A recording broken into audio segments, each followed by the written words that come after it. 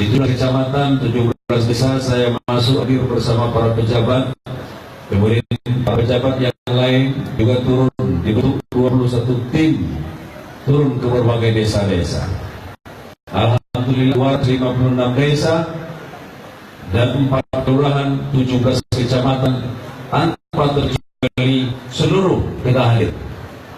Lampung Selatan berbagi. Dan di sini saya luruskan saudara sekalian. Ini mohon maaf ya, yang PNS, yang nggak PNS menurutnya kadang-kadang nggak dijaga, lost room. Senang kalau mencibir, senang kalau nyinyir, senang kalau mendengki.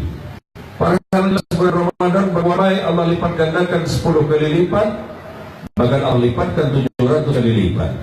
Kalau kebaikan dilipatkan berkali-kali lipat, maka dosa juga dilipatkan berkali-kali lipat, saudara-saudara sekalian. Maka perbanyaklah beristighfar di bulan Ramadan ini. Jangan banyak untuk terus hanya menebarkan hoax. Padahal yang namanya TLS satu pun nggak ada yang potong gaji itu bayar zakat mal. Infak sudah banyak sulit, apalagi zakat mal, saudara sekalian. Inilah kelemahan orang Islam, jago les, padahal jarang mencek kalkulator. Ngitungnya jago di luar kepala. Sehingga kalau kami tidak berkewajiban, karena kalau kami tidak memenuhi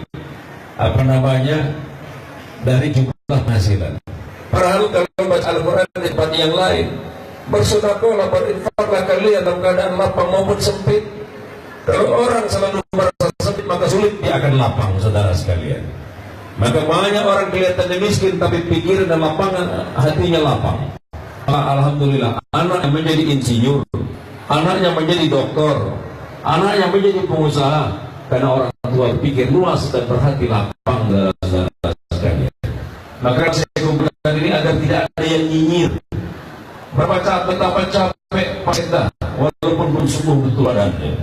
Bapak asisten, staf ahli, kepala dinas belum pernah saya lihat di Indonesia ini.